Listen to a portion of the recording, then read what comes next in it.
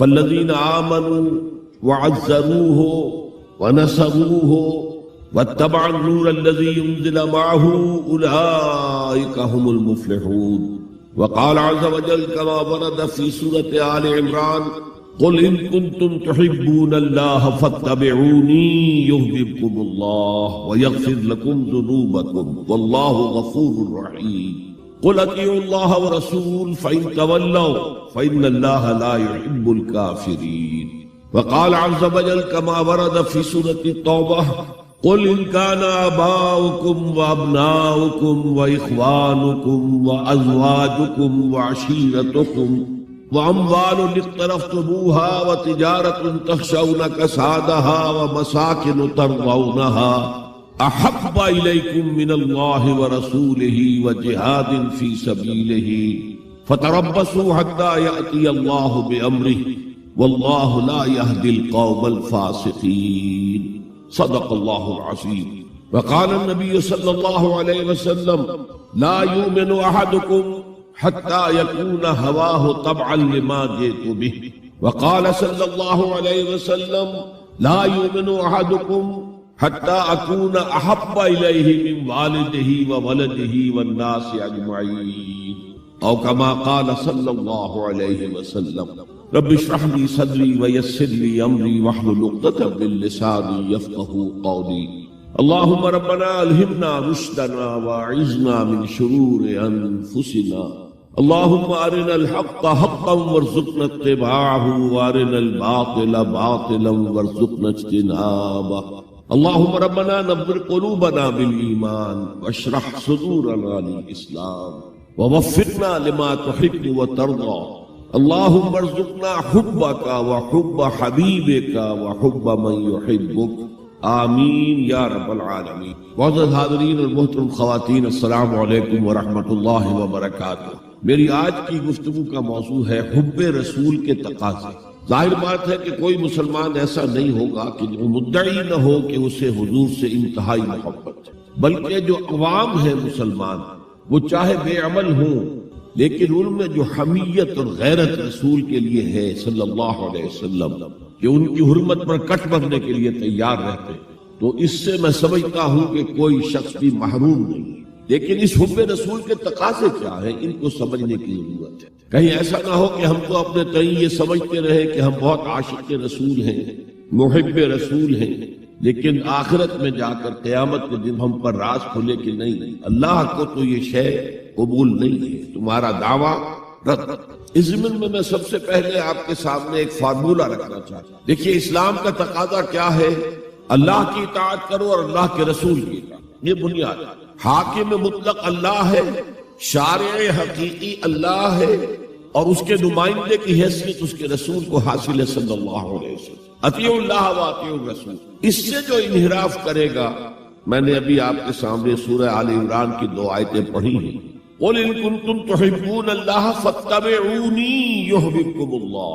اے نبی ان سے کہہ دیجئے اگر تم اللہ سے محبت کرتے ہو تو میرا اتباع کرو، میری پیروی کرو، اللہ تم سے محبت کرے گا. وَيَغْفِرْ لَكُمْ ذُنُوبَكُمْ، اور تمہاری خطائیں بھی بخش دے. وَاللَّهُ غَفُورٌ رَحِيمٌ، اور اللہ تو غفور بھی ہے رحیم بھی. قُلْ اطیعوا اللہ وَرَسُولَهُ، کہہ دو اطاعت کرو اللہ کی اور اللہ کے رسول کی. فَإِن تَوَلَّوْا، پھر اگر وہ اس سے روگردانی کریں، فَإِنَّ اللَّهَ لَا يُحِبُّ الْكَافِرِينَ، تو اللہ کو ایسے کافر پسند نہیں. یعنی اطاعت رسول سے انکار، اللہ کی اطاعت سے انکار، گویا کہ انسان دائرہ اسلام سے خارج ہو گئے. کبھی کوئی خطا ہو جائے، غلطی ہو جائے، گناہ کا صدور ہو جائے اور انسان فوراً توبہ کر لے، فوراً رجوع کرے، پشیمانی اسے ہو جائے، عزم مصمم کر لے دوبارہ میں نہیں کروں گا، تو اللہ بخش دے. انما التوبۃ علی اللہ للذین یعملون السوء بجہالۃ ثم یتوبون من قریب. سورہ نساء میں فرمایا اللہ کے ذمے ہے ان لوگوں کی توبہ قبول کرنا. انما التوبۃ علی اللہ، اللہ کے ذمے ہے. جو کہیں غلطی سے، جہالت میں، نادانی میں، جذبات سے مغلوب ہو کر کوئی غلط کام کر بیٹھتے ہیں لیکن فوراً توبہ کرتے ہیں، اللہ کی جناب میں رجوع کرتے ہیں، فوری توبہ اگر ہو جائے تو فوراً اللہ تعالیٰ کی مغفرت جو ہے ڈھانپ دے. لیکن اگر مستقل طور پر کسی ایک معصیت پر بھی ڈیرا ڈال دیا جائے، مثلا آج کی دنیا میں جو بہت بہت کامن شے ہے سود، جسے اللہ نے حرام قرار دیا، جس پر اللہ کی طرف سے اعلان جنگ ہے، فَأَذَنُوا بِحَرْبٍ مِّنَ اللَّهِ وَرَسُولِهِ، تو سن لو الٹیمیٹم ہے اللہ اور اس کے رسول کی طرف سے، اسے اپنے کاروبار کا مستقل جز بنا لیا، تو ایک غلطی، ایک گناہ بھی انسان کو ہمیشہ کے لیے جہنم میں ڈال سکتا۔ بَلَا مَن كَسَبَ سَيِّئَةً وَأَحَاطَتْ بِهِ خَطِيئَتُهُ فَأُولَٰئِكَ أَصْحَابُ النَّارِ هُمْ فِيهَا خَالِدُونَ۔ کیوں نہیں؟ کسی نے جان بوجھ کر ایک بڑا گناہ کمایا، چھوٹے چھوٹے گناہ جو ہے گناہ صغیرہ وہ تو خود بخود بھی دھلتے رہتے ہیں، اللہ کی رحمت سے صاف ہوتے ہیں، لیکن کسی نے کبیرہ گناہ کمایا، جان بوجھ کر کیا اور پھر اس پر ڈیرے ڈال دیے اور وہ گناہ اس کے گرد گھیرا کر بیٹھا، احاطت بہ خطیئتہ فاولئک اصحاب النار ھم فیہا خالدون، تو وہ ہے جہنمی اور اس میں ہمیشہ رہے۔ تو اطاعت اللہ کی، اطاعت رسول کی، یہ تو اسلام کا بنیادی مطالبہ ہے۔ اگر یہ بھی نہیں ہے تو پھر کچھ نہیں، اگر یہ نہیں تو بابا پھر سب کہانیاں۔ اب ذرا اس سے قدم اوپر اٹھو، اطاعت کے ساتھ محبت، جب اللہ کی اطاعت کے ساتھ اللہ کی محبت جمع ہو جائے گی تو اس کا نام ہے عبادت۔ امام ابن تیمیہ رحمۃ اللہ علیہ کے جو شاگرد رشید ہیں، حافظ ابن قیم رحمۃ اللہ علیہ، انہوں نے عبادت کی ڈیفینیشن کی ہے۔ عبادت کیا ہے؟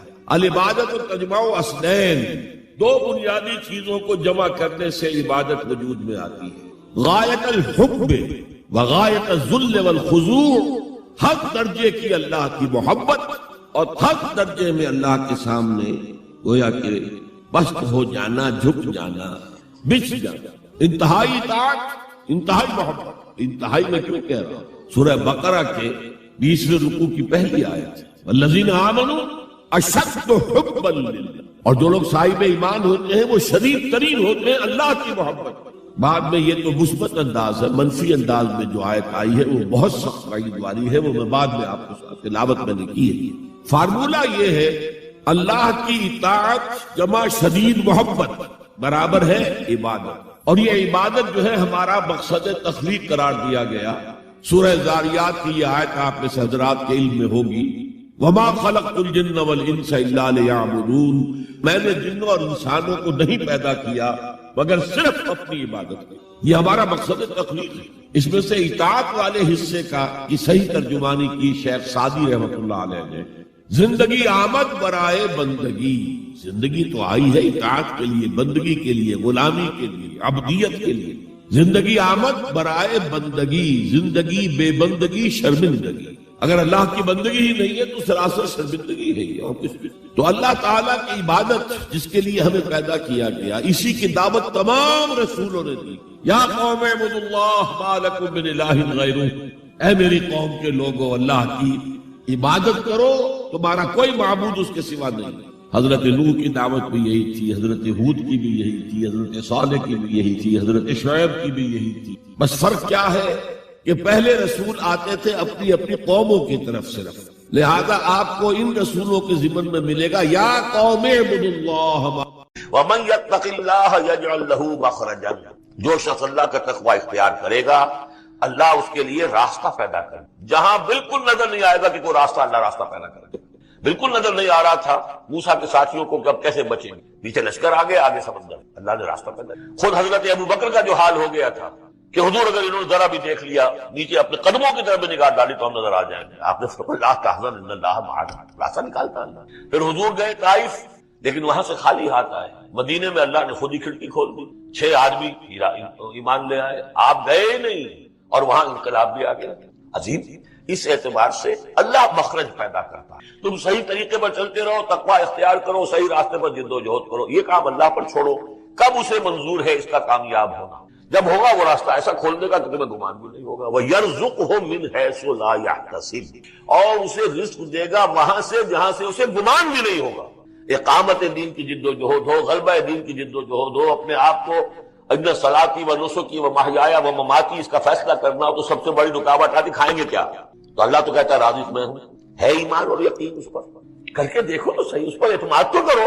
لیکن یہ کہ اس پر اعتماد کرنا، توکل، بڑی مشکل۔ وہ تو جتنا ایمان ہوگا اتنا اعتماد ہوگا، اور گہرا ایمان ہوگا گہرا اعتماد ہوگا۔ وَمَن يَتَّقِ اللَّهَ يَجْعَل لَّهُ مَخْرَجًا وَيَرْزُقْهُ مِنْ حَيْثُ لَا يَحْتَسِبُ وَمَن يَتَوَكَّلْ عَلَى اللَّهِ فَهُوَ حَسْبُهُ، یہ تو ابھی تقویٰ والے کی بات ہے کہ وہ وہاں سے رزق دے گا جہاں سے اسے ملے گا بھی نہیں، اور جس نے اللہ پر توکل کر لیا تو وہ اس کے لیے بہت کافی ہو جائے گا. توکل کر کے تو دے حسبہ، وہ اس کے لیے کافی.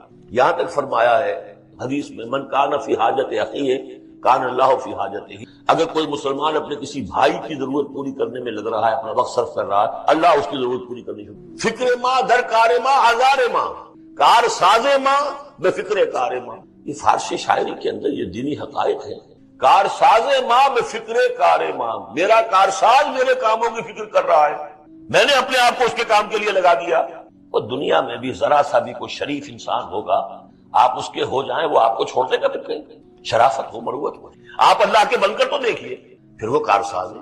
کارساز ماں بے فکر کار ماں، فکر ماں در کار ماں آزار ماں. جب میں اپنے معاملات کی فکر خود کرتا ہوں، کوئی نہ کوئی ٹھوکر کھاتا ہوں، کوئی نہ کوئی غلطی کرتا ہوں، آزار اپنے سر کے اوپر پیدا کر لیتا ہوں. اپنے آپ کو حوالے کرو. اس کا نام ہے تفویض الامر اللہ. افوض امری اللہ ان اللہ بصیر بالعباد. ان اللہ بالغ امرہ، اللہ تعالیٰ تو اپنا معاملہ تو پورا کر کے ہی رہتا ہے. وہ تو دین کو غالب کرنا ہی ہے. کون اس کے اندر نفع کما گیا، کون محروم رہ گیا، یہ ان کی قسمت ہے. ابو بکر اور عمر اور عثمان اور علی اور عبد الرحمن ابن عوف یہ بازی جیت گئے. ابو جہل، ابو لہب، یہ تو اب ان کا معاملہ ہے. اللہ تو اپنی بات پوری کرا دے گا، اور اس دنیا کے ختم ہونے سے پہلے پورے کل عرضی پر اللہ کا دین غالب ہوگا. یہ ہونا ہے.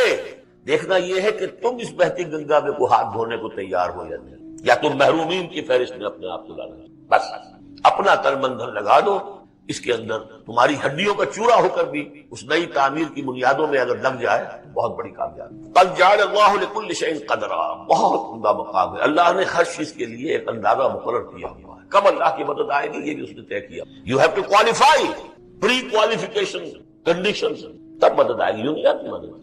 اپنا سب کچھ لگا دو، پھر کہو کہ اللہ میری 15 برس کی کمائی کل میدان میں نے مجھے ڈالی ہوئی. 15 برس کی کمائی، دن کی اور رات کی کوششیں، صبح اور شام کی کوششیں، 15 برس وہ میدان میں نے لا کے ڈالی. تب پکارو اللہ. اپنا مال بچا کے رکھنا ہے، اپنے مستقبل کو بھی بچانا ہے، اپنی اولاد کو بھی بچانا ہے، اور اللہ کا دین غالب ہو جائے. کہیں نام لکھا کے کسی جماعت میں شامل ہو کر بڑا تین بار گویا کہ اللہ تعالیٰ تو جانتا ہی نہیں کتنی کنٹریبیوشن ہے، کتنا اثار ہے، کتنی قربانی ہے، کتنا وقت ہے، کتنی محنت ہے. اللہ جانتا ہے. باقی اس نے ہر چیز کا ایک اندازہ مقرر کیا. اصل معجزہ کسے کہتے ہیں؟ جسے کوئی نبی چیلنج کے ساتھ پیش کرتا ہے کہ یہ ہے میری رسالت کا ثبوت، آؤ مقابلہ کر لو. حضرت موسیٰ علیہ السلام کے جو اصل معجزے تھے وہ 2 تھے. ایک عصا جس کا کہ مقابلہ کیا، آپ کو معلوم ہے کہ فرعون نے تمام جو جادوگر تھے پوری مملکت کے انہیں جمع کیا اور مقابلہ. تو جس چیز کو کہ پیش کیا جائے چیلنج کے ساتھ کہ آؤ تو مقابلہ کر لو، وہ اصل معجزہ ہوتا ہے اس نبی اور رسول. تو حضور صلی اللہ علیہ وسلم کا اصل معجزہ، یعنی معجزات، آپ یہ موالتے میں مبتلا نہ ہو، میں بقیہ معجزات کی نفی نہیں کر رہا. یہ واقعات اپنی جگہ حق ہیں کہ حضور کو پتھر سلام کرتے تھے. حضور صلی اللہ علیہ وسلم جس کھجور کے تنے کے ساتھ ٹیک لگا کر خطبہ دیا کرتے تھے، جبکہ ابھی مسجد نبی میں ممبر نہیں بنا تھا.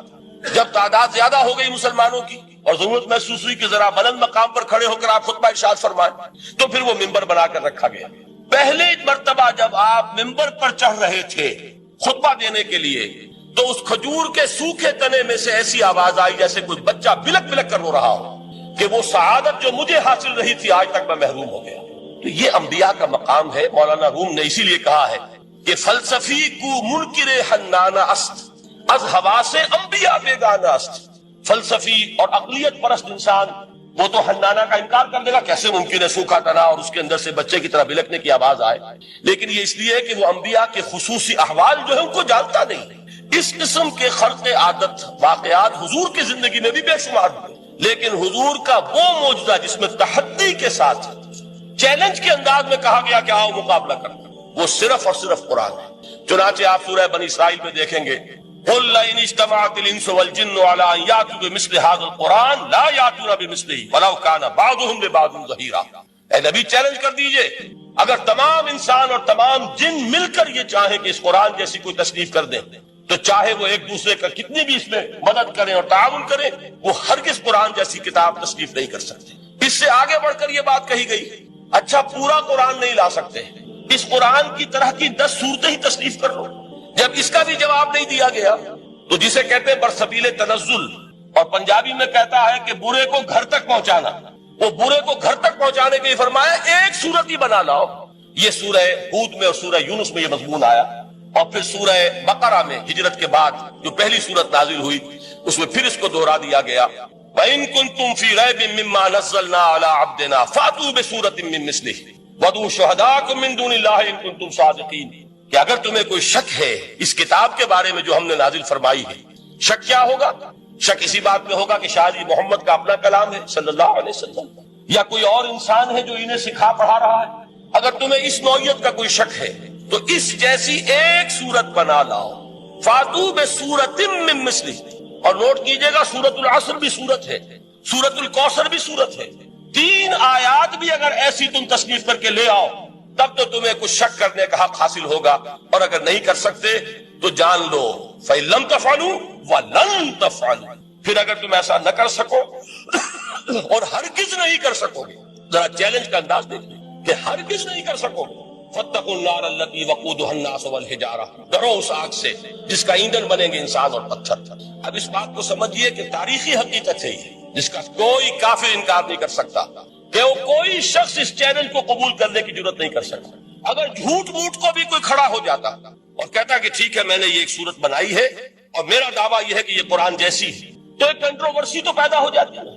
کچھ لوگ چاہے کہتے کہ نہیں یہ قرآن کے سطح کی نہیں ہے، لیکن یہ کہ اس کا دعویٰ تو ہو جاتا. لیکن تاریخ یہ بتا رہی ہے کہ سرے سے کسی شخص نے اس کی جرات نہیں کی. اس درجے وہ قرآن سے مرعوب ہوئے. تو حضور کا سب سے بڑا معجزہ جو آج تک زندہ ہے، اس کو ذہن میں رکھیے. میں نے جو حضرت موسیٰ حضرت عیسیٰ کے معجزات گنوائے ہیں وہ در حقیقت ان کی اپنی ذات کے ساتھ تھے.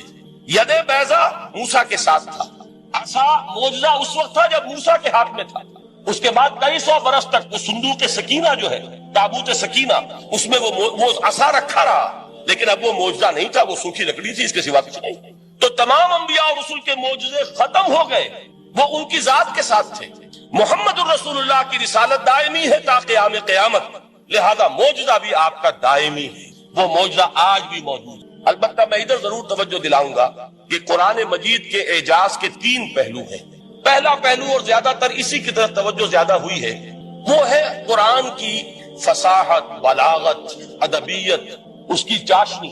ظاہر بات ہے کہ اس کا شعور اور ادراک صرف عربوں کو ہو سکتا ہے، بلکہ میرے خیال میں ناراض نہ ہو اہل عرب تو آج کے عربوں کو بھی نہیں ہو سکتا. یہ اسی دور کے عرب، ان کی اپنی جو اس وقت کی زبان تھی، اس زبان میں فصحا، بلغاء، شعراء، خطباء، ان کو اتنا ذوق تھا کہ وہ باقی پوری دنیا کو کہتے تھے یہ گونگے ہیں، بولنا ہمیں آتا.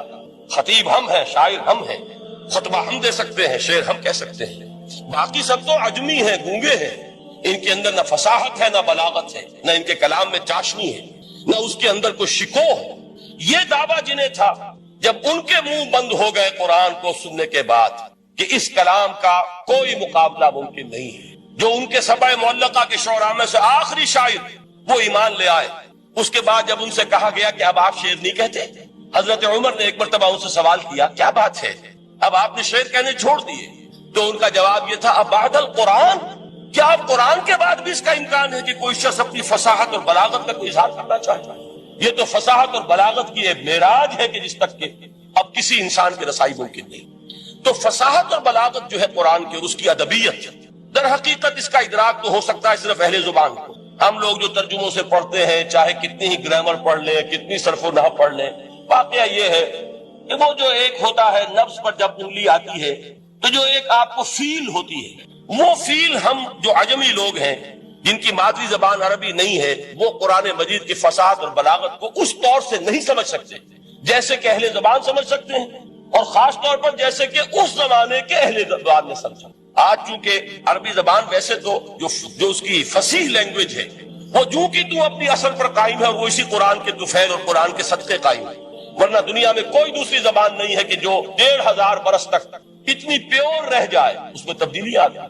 خود اردو جو ہے 300 برس کی اردو، دکن کی اردو، ذرا اس کو کبھی پڑھیے تو آپ حیران ہوں گے کہ یہ اردو زبان اور آج کی اردو کوئی اور ہے. یہ صرف 200-250 برس کے اندر یہ انقلاب اردو میں ہو چکا ہے. عربی زبان 1500 برس سے وہ قائم ہے اپنی اسی جگہ پر، اور وہ صرف قرآن کا اعجاز اور قرآن کا صدقہ ہے. لیکن باقی جو اصل میں بولی جانے والی زبانیں ہیں وہ بہت بدل چکی ہیں. لہذا تمام اہل عرب کے لیے بھی اب قرآن کے اس پہلو کو صحیح طور پر سمجھنا ممکن نہیں۔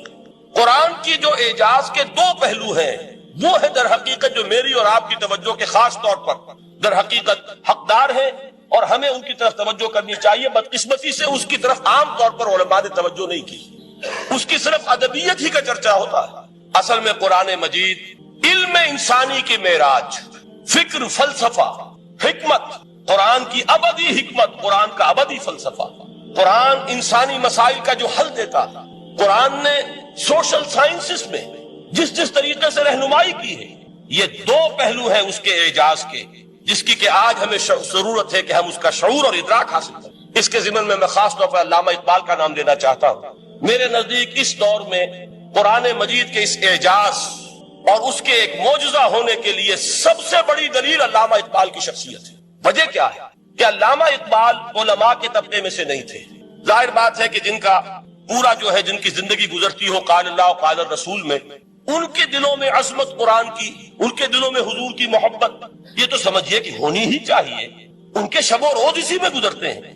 لیکن یہ کہ ایک ایسا شخص جس کی تعلیم ہے کالجوں کی، یونیورسٹیوں کی، جس نے مشرق اور مغرب کے فلسفے کھنگال ڈالے، وہ شخص، اور وہ بھی اس دور میں جبکہ ہم پر مغرب سے مروبیت بہت شدید تھی۔ آج تو وہ مروبیت بہت کم ہو چکی ہے۔ آج تو ہمارا عام نوجوان جو ہے وہ آنکھوں میں آنکھیں ڈال کر بات کرتا ہے، اس میں خود اعتمادی ہے۔ ہمارا بھی اپنا ایک معاشی نظام ہے، ہمارا اپنا ایک سیاسی نظام ہے، ہمارا ایک اپنا سماجی نظام ہے، ہماری اپنی سوشل ویلیوز ہے۔ آج کا نوجوان الحمدللہ احیاء اسلام کی وہ جد و جہد جو ہے وہ مرحلہ در مرحلہ بہرحال آگے بڑھ رہی ہے۔ وقت لگے گا لیکن یہ کہ اس میں یقیناً ترقی ہوئی ہے۔ اسی کا مظہر یہ ہے کہ خود اعتمادی ہے، we have confidence۔ ہم جانتے ہیں کہ اسلام ایک دین ہے، مکمل دین ہے، اس کے پاس زندگی کے تمام مسائل کا حل ہے۔ لیکن یہ ہے آج 1985 کی بات۔ علامہ اقبال اس صدی کے آغاز میں گئے ہیں یورپ، جبکہ ہم محکوم تھے انگریز کے۔ ایک حاکم قوم کے ہاں جا کر اس سے مروبیت کتنی شدید اس وقت تھی، جو جاتا تھا اکثر و بیشتر جو ہے واپس آتا تھا تو کھڑے ہو کر پیشاب کرنا ضروری سمجھتا تھا، اس لیے کہ اس نے وہاں پر لوگوں کو یہی کرتے دیکھا۔ ان کا لباس، ان کی وضافتہ، ان کی تہذیب، ان کا تمدن، ہر طرح سے ان کے گن گاتا ہوا، ان کے لیے وہ بہت قصیدے جو ہے تعریف کے کہتا ہوا آتا تھا۔ لیکن ایک علامہ اقبال کی شخصیت وہ ہے کہ وہ یہ خود کہتے ہیں کہ میں اس آگ میں ڈالا گیا ہوں مثل خلیل، مغربی تہذیب کے اس الاؤ میں مجھے اس طرح ڈالا اللہ نے جیسے کہ حضرت ابراہیم کو آگ میں ڈلوایا۔ میں اس تہذیب کے اس الاؤ کے اندر سے ہو کر آ رہا ہوں اور میں نے یہ دیکھ لیا ہے کہ یہ تہذیب کھوکھلی ہے، اس کے اندر کوئی پائیداری نہیں ہے، نظر کو خیرہ کرتی ہے تب چمک تہذیب حاضر کی، یہ صناعی مگر جھوٹے نگوں کی ریزہ کاری ہے، اور دیار مغرب کے رہنے والوں خدا کی بستی دکان نہیں ہے، کھڑا جسے تم سمجھ رہے ہو وہ اب ذرے کا معیار ہوگا، تمہاری تہذیب اپنے خنجر سے آپ ہی خودکشی کرے گی، جو شاخ نازک پہ آشیانہ بنے گا ناپائیدار ہوگا۔ اب آپ اندازہ کیجئے وہ شخص جو بنیادی طور پر فلسفی ہے، فلسفے کا طالب علم، وہ جرمنی اور انگلستان میں جا کر فلسفے کھنگالنے کے بعد اسے اگر تسکین حاصل ہوئی، اس کی جو علم کی پیاس تھی اگر اسے سیری حاصل ہوئی تو صرف قرآن کے ذریعے سے، نہ کہیں جہاں میں اما ملی، جو اما ملی تو کہاں ملی میرے جرم خانہ خراب کو تیرے عفو بندہ نواز میں۔ یہ وہ شخص ہے آخری زندگی میں ان کا کام صرف ایک رہ گیا تھا، قرآن کی تلاوت۔ بڑے بڑے فلسفی ملنے آتے تھے علامہ اقبال سے ملنے، وہ سمجھتے تھے بڑی لائبریری ہوگی، جیسے بڑے وکیل اس کے لائبریری آپ کو معلوم ہے کتنی جلدیں رکھی ہوگی، خوبصورت جلدیں بنی ہوئی، ایسے ہی کوئی بڑا فلسفی، بڑا پروفیسر، اس کی سٹڈی، اس کی کتابیں بڑی مروب کن ہونی چاہیے۔ لیکن علامہ اقبال کے ہاں سب کتابیں اٹھوا دی تھی، صرف ایک کتاب رہ گئی، اور سید نذیر نیازی کا نام آپ نے سنا ہوگا۔ انہوں نے جب یہ گواہی دی ہے، یہ واقعہ شاید آپ کے علم میں نہ آیا ہو، یہ بہت اہم واقعہ ہے۔ وہ یہ لکھتے ہیں کہ میں نے ایک مرتبہ علامہ سے پوچھا کہ کچھ لوگ اعتراض کرتے ہیں یا یہ خیال ظاہر کرتے ہیں کہ آپ نے اپنا فلسفہ خودی نیٹشے سے لیا ہے، کوئی کہتا ہے فلاں سے لیا ہے، کوئی کہتا ہے فلاں سے لیا ہے، کچھ آپ خود بتا سکیں گے کہ آپ کے فلسفہ خودی کی سورس کیا ہے؟ تو علامہ نے کہا کہ اچھا کل فلاں وقت آ جانا تو میں تمہیں لکھوا دوں گا، ڈکٹیٹ کرا دوں گا۔ تو سید نذیر نیازی کہتے ہیں کہ میں بہت خوش ہوا کہ یہ سعادت میرے حصے میں آ رہی ہے کہ علامہ اقبال خود مجھے تحریر کرائیں گے کہ میرے فلسفے کی سورس کیا ہے، میں نے کہاں سے اخذ کیا۔ دوسرے روز وہ گئے، حاضر ہوئے، بڑے ہی ارمانوں کے ساتھ پینسل اور کاپی لے کر بیٹھے۔ علامہ نے فرمایا ذرا قرآن مجید نکال لاؤ، تو قرآن مجید لائے، حیران ہوئے، یہ فلسفے کا سورس مجھے ڈکٹیٹ کرانے چلے تھے، یہ قرآن مجید کہہ رہے ہیں۔ کہا کہ ذرا سورۃ الحشر اس کا آخری رکوع، وَلَا تَكُونُوا كَالَّذِينَ نَسُوا اللَّهَ فَأَنسَاهُمْ أَنفُسَهُمْ أُولَٰئِكَ هُمُ الْفَاسِقُونَ۔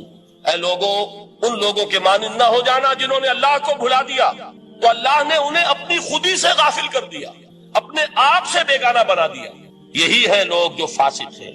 علامہ نے کہا میرے فلسفے کی سورس یہ میں آپ کو بتانا چاہتا ہوں۔ اس معنی میں کہتا ہوں کہ اس دور میں علامہ اقبال کی شخصیت کو میں اعجاز قرآن کا سب سے بڑا مظہر سمجھتا ہوں۔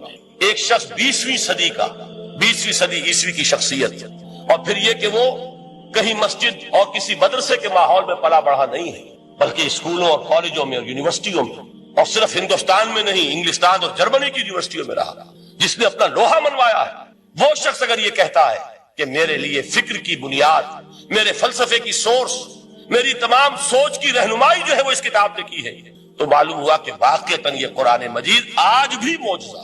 یہ بات تو ہوئی فلسفے اور فکر کے اعتبار سے۔ دوسرا پہلو جو اپلائیڈ پہلو ہے، اس دور کے اعتبار سے وہ اہم تر ہو گیا ہے۔ انسان کے لیے جو پیچیدہ تمدنی مسائل ہیں، سیاسی مسائل کو کیسے حل کیا جائے، معاشی مسائل کا حل کیسے ہو، سماج میں توازن کیسے ہو، مرد اور عورت کے درمیان توازن کیسے ہو، ہوتا کیا ہے، یا عورت بھیڑ بکری کی طرح کی ملکیت بن جاتی ہے۔ ہمارے ہاں اردو میں جو اس کا محاورہ ہے کہ جوتی کی نوک، یہ اس کی حیثیت ہو جائے گی، یا دوسری طرف عورت کلوپیٹرا بن کر قوموں کی قسمتوں سے کھیلے گی۔ دنیا میں یہ دو انتہائیں ہوئی، کہاں نقطہ عدل کہاں ہے، کیسے بیلنس جو ہے اسٹرائک کیا جائے، مردوں کے حقوق اور فرائض اور خواتین کے حقوق اور فرائض، اس میں صحیح ترین ایکویشن ہے کیا؟ اسی طریقے سے فرد اور اجتماع، فرد اور ریاست، یا تو یہ کہ انسان کی انفرادی آزادی اتنی جا رہی ہے، مادر پدر آزاد، جس کا مظہر یہ ہے کہ آج انگلستان میں دو مرد بھی میاں اور بیوی کی حیثیت سے رہ سکتے ہیں، قانون تسلیم کرے گا ہسبینڈ اینڈ وائف، ان کو وہی حقوق حاصل ہو، یہ ہے وہ آزادی۔ اور یا پھر یہ ہے کہ جو روس میں ہے یا دوسرے ممالک میں ہے کہ آزادی بالکل ختم، اور معلوم ہوا کہ ٹوٹلیٹیرین سوسائٹی، مستبدانہ نظام، ان کے درمیان نقطہ عدل کہاں ہے؟ اسی طرح سرمایہ اور محنت، اگر ذرا سا سرمایہ کو چھوٹ ملتی ہے وہ مزدور کا خون چوستا اور اس کا حق اس کو نہیں دیتا۔ اقبال نے بہت خوبصورت انداز میں کہا ہے کہ خواجہ از خون رگے مزدور سازد لال ناب، از جفائے دہ خدایاں کشت دہ کا نا خراب، انقلاب انقلاب انقلاب۔ ایک طرف سرمایہ دار ہے جو مزدور کی رگوں میں سے خون نچوڑ کر سرخ شراب کا پیمانہ لے کر بیٹھا ہوا ہے، وہ در حقیقت مزدور کا خون ہے جو پی رہا ہے۔ ایک طرف وہ زمیندار اور جاگیردار ہے جو کاشتکار کا خون جو ہے چوس رہا ہے۔ تو یہ یا تو یہ انتہا ہے، اور یا یہ ہے کہ اگر ذرا آپ مزدور کو یا کارکن کو تھوڑا تحفظ دیجئے تو وہ کام نہیں کرتا۔ ہمارے ہاں پچھلے دور میں یہی ہوا تھا۔ میں یہ برملا کہتا ہوں، آج بھی آپ کے سامنے کہہ رہا ہوں کہ بھٹو نے واقعہ یہ بہت بڑا کارنامہ سر انجام دیا تھا۔ اس نے مزدور کو ایک سیلف ریسپیکٹ دی تھی، کاشتکار کو اپنی عزت کا احساس دیا تھا کہ میں بھی انسان ہوں، میرے بھی حقوق تھے، لیکن نتیجہ اس کا نیگیٹو نکلا۔ مزدور نے کام کرنا چھوڑ دیا، معیشت کی گاڑی ختم ہو گئی۔ وہ چیز کہ جو متوازن ہو، جس میں مزدور کو اس کا حق مل رہا ہو اور پسینہ خشک ہونے سے پہلے اس کی جائز مزدوری اس کو مل گئی ہے، جس میں کہ انسان کسی سرمایہ دار کی رعیت بن کر نہ رہ جائے۔ دوسری طرف یہ کہ سرمایہ کے لیے بھی جو اس کا صحیح ہے کہ اس کو انسینٹیو ملے، وہ میدان میں آئے، اس کے اندر رسک لینے کے جو ہے وہ صلاحیت پیدا ہو۔ ان دونوں چیزوں کو کیسے متوازن کیا جائے؟ واقعہ یہ ہے کہ یہ ہے وہ پیچیدہ مسائل جن کا حل قرآن میں ہے۔ ہماری بدقسمتی کیا ہے کہ ہم نے خود ان چیزوں کے لیے دوسروں کے سامنے جھولی پساری ہوئی، ہم دوسروں سے بھیک مانگ رہے ہیں۔ ہمارا حال کیا ہوا تھا اس صدی کے شروع میں؟ مصطفیٰ کمال پاشا نے جب ترکی میں اسلام کے آئلی قوانین بھی منسوخ کیے، نوٹ کیجئے اس کو، یہ اسی صدی کے وہ صدمے ہیں جو ہم نے اٹھائے ہوئے ہیں۔ اور گاہے گاہے باز خواہ یہ قصہ باری نہ رہا، تازہ خواہی داشتن گرداغ ہائے سی نہ رہا۔ اس صدی میں کیا نہیں ہوا؟ عربوں کی ریوولٹ ترکوں کے خلاف، ان کے پیٹھ میں جو خنجر گھونپا، اور ایک انگریز، ایک کرنل لارنس کی وہ ساری شرارت، اس کے نتیجے میں ایک عظیم مملکت عثمانیہ، سلطنت عثمانیہ، دی گریٹ آٹومان امپائر، اس کے چیتڑے اڑ گئے۔ اور اس کے بعد وعدے کیے تھے عربوں سے کہ ہم تمہیں حکومت دیں گے، ہوا کیا کہ ان کے چھوٹے چھوٹے ٹکڑے کیے اور تقسیم کر لیے۔ مغربی سامراج کا دور شروع ہو گیا۔ اس کا ایک رد عمل مصطفیٰ کمال پر اس درجے شدید ہوا، اس نے ہر چیز جس کا تعلق عربوں سے تھا اس کو ختم کر دیا، ملک بدل کر دیا۔ عربی میں اذان نہیں ہوگی، عربی میں نماز نہیں پڑھی جائے گی، اور اسی کے ضمن میں یہاں تک گیا کہ فیملی لاز بھی رومن لاز جو ہے وہ نافذ کیے. تو یورپ کے اخبارات نے اس وقت یہ طنز کیا تھا مسلمانوں پر، یہ مسلمان عجیب قوم ہے، کہتے یہ ہے کہ ہمارے پاس دنیا کا بہترین ضابطہ ہے، بہترین قانون ہے، ہمارے قانون سے بہتر کسی کا قانون نہیں. اور حال یہ ہے کہ فیملی لاز کے لیے بھی یہ ہم سے بھیک مانگ رہے ہیں، ہم سے وہ قوانین لے کر اپنے ہاں نافذ کر رہے ہیں. آج بدقسمتی سے اکثر و بیشتر مسلمان ممالک کا حال یہی ہے. آج ہم ان سے بھیک مانگ رہے ہیں، کہیں جمہوریت کی بھیک ہے، کہیں سوشلزم کی بھیک ہے، کہیں کسی اور سماجی نظام کی بھیک ہے، کہیں مرد اور عورت کی کامل مساوات کا ایک نظریہ ہے، شانہ بشانہ چلنے والا فلسفہ ہے، جو خالص مغرب کی تہذیب کی ایک بھیک ہے جو مانگی جا رہی ہے. کاش کہ آج قرآن کے اس اصل اعجاز کی طرف، جو اس کا اصل معجزہ اس دور کے لیے، میں نے عرض کیا کہ اعجاز قرآنی کا وہ معجزہ کہ وہ فصاحت اور بلاغت کی معراج ہے، وہ یا تو اپریشیٹ کر سکتے اہل عرب، اور اہل عرب میں سے بھی حقیقت میں وہ جو قدیم جاہلی شاعری کے جاننے والے ہیں جو بہت کم رہ گئے ہیں، وہ جان سکتے ہیں کہ جب قرآن نازل ہوا تو کیوں زبانیں گنگ ہو گئی تھی، کیوں کوئی ایک شخص جھوٹ موٹ کو بھی مدعی بن کر نہیں آ سکا کہ یہ میں نے قرآن کی جیسی ایک کتاب یا قرآن جیسی ایک سورت یا قرآن کی طرح کے چند جملے میں نے موضوع کر دیے ہیں. لیکن دوسرا پہلو ہے فکر اور فلسفہ، اس کے اعتبار سے جس کا سب سے بڑا ثبوت اس دور میں علامہ اقبال. اور تیسرا پہلو ہے Islamic social sciences, political science, economics, sociology. اس میں جو کچھ قرآن نے دیا ہے، جو آج بھی انسان کی رہنمائی کے لیے بہترین نظام ہے، اس نظام کو ہم سمجھے، اسے دنیا کے سامنے پیش کریں، تب در حقیقت قرآن مجید کا اعجاز سامنے آئے. یہ دو پہلو تو میں نے عرض کیے ہیں کہ جو کسی غیر مسلم کو بھی نظر آئے. قرآن کا پریزروڈ ہونا، اس کی انٹیگریٹی، اوتھینٹسٹی، یہ چیزیں وہ ہے کہ جو سب نے مانی. قرآن کے ذریعے تاریخ انسانی کا عظیم ترین انقلاب برپا ہونا، یہ وہ بات ہے کہ جو کسی اندھے کو بھی دیکھنی پڑتی ہے. اس حقیقت کا اعتراف دشمن کو بھی کرنا پڑتا. میں یاد دلا دوں آپ کو، ایچ جی ویلز، آپ نے نام سنا ہوگا، سائنٹیفک فکشن میں اس کا بڑا اونچا مقام ہے، لیکن اس نے تاریخ نسل انسانی پر بھی دو کتابیں لکھی، a short history of the world اور a concise history of the world. Concise history of the world میں وہ شخص حضور کے ذکر پر جب آتا ہے تو میں صرف ذکر کر رہا ہوں، نقل کفر نہ باشد، اس نے حضور کی شخصیت پر بڑے رقیق حملے کیے ہیں، بڑے گھٹیا حملے کیے. حضور کی خاص طور پر تعدد ازدواج کا جو معاملہ ہے، یہ کڑوی گولی ان کے حلق سے اتر نہیں سکتی، اس لیے کہ ان کا آئیڈیل ہے حضرت مسیح اور حضرت یحییٰ، جان دی بیپٹسٹ اینڈ جیسس آف نازارت. ان دونوں نے ایک شادی بھی نہیں کی، تجرد کی زندگی بسر کی، لہذا ایک شادی بھی ان کے نزدیک گھٹیا فعل ہے. تو حضور نے تو کی ہیں 11 شادیاں، 11 نکاح آپ کے. یہ جو کڑوی گولی ہے یہ ان کے حلق سے نیچے نہیں اترتی، اس لیے میں انہیں معذور سمجھتا ہوں. تو اس نے اس پہلو سے تو بڑے حملے کیے، لیکن خطبہ حجۃ الوداع کے وہ جملے جو ہے تاریخی، پورے کے پورے اس نے کوٹ کیے. لا فضل لعربی علی عجمی ولا لعجمی علی عربی ولا لأحمر علی اسود ولا لأسود علی احمر الا بالتقوی کلکم بنو آدم وآدم من تراب. کسی عرب کو کسی عجمی پر کوئی فضیلت نہیں، کسی عجمی کو کسی عرب پر کوئی فضیلت نہیں، کسی گورے کو کسی کالے پر کوئی فضیلت نہیں، کسی کالے کو کسی گورے پر کوئی فضیلت نہیں سوائے تقوی کے. تم سب کے سب آدم کی اولاد ہو اور آدم مٹی سے بنائے گئے. یہ الفاظ لکھ کر کہتا ہے کہ جہاں تک human fraternity, equality and freedom, تین الفاظ نوٹ کیجئے، انسانی حریت، انسانی مساوات، انسانی اخوت، کہتا ہے جہاں تک ان تین چیزوں کے واز ہیں، سرمنس کا تعلق ہے، وہ تو دنیا میں پہلے بھی بہت کہے گئے. عیسائی ہونے کے باوجود خاص طور پر نام لیتا ہے جیسس آف نازارت. سرمنس تو حضرت مسیح کے ہاں بھی بہت مل جائیں گے کہ تمام انسان برابر ہیں، سب کو بھائی بھائی ہونا چاہیے، سب انسان آزاد ہیں، تمیز بندہ و آقا فساد آدمیت ہے. لیکن وہ کہتا ہے کہ یہ ماننا پڑتا ہے تاریخ انسانی میں پہلی مرتبہ ان اصولوں پر ایک انسانی معاشرہ قائم کیا محمد نے صلی اللہ علیہ وسلم. یعنی حضور کے ساتھ یہ معاملہ ایمپٹی سلوگنز کا نہیں ہے، یہ صرف واز نہیں ہے، یہ صرف سرمنز نہیں ہے، یہ ایمپٹی سلوگنز نہیں ہے. He translated these things into actuality. ایک حقیقت، ایک واقعہ کی شکل دی ہے محمد نے صلی اللہ علیہ وسلم. وہ معاشرہ پیدا کیا جس میں انسانی اخوت، انسانی مساوات اور انسانی حریت، یہ تینوں اقدار بتمام و کمال موجود تھی. یہی وجہ ہے اس صدی میں نوٹ کیجئے گاندھی جی، موہن داس کرم چند گاندھی، جس کو آج پوری دنیا میں تسلیم کیا جاتا ہے، عالم عرب میں بھی مہاتما گاندھی کی بڑی عزت ہے. پنڈت نہرو کا کسی زمانے میں استقبال ہوا تھا ریاض میں، تو ہمیں بہت غصہ آیا تھا کہ مرحبا برسول السلام، welcome to the prophet of peace, یہ الفاظ تھے کہ جن سے پنڈت نہرو کا استقبال ہوا تھا. غصہ ہمیں بہت آیا، یہ رسول کا لفظ استعمال کر دیا انہوں نے. بعد میں ہم نے سوچا بھائی رسول کے معنی ان کے ہاں ایلچی کے ہیں، تو انہوں نے اس کو اپنی جو بھی غلطی میں سمجھا یا صحیح سمجھا اس کو چھوڑ دیجئے، میں کوئی سیاسی گفتگو نہیں کرنا چاہتا. انہوں نے سمجھا کہ یہ شخص اس وقت امن کا پیغام بر ہے، لہذا اس کو ویلکم کیا. بہرحال گاندھی جی کا جہاں تک معاملہ ہے، آپ کے علم میں ہے کہ پوری دنیا میں اس شخص کی عظمت کو تسلیم کیا گیا ہے.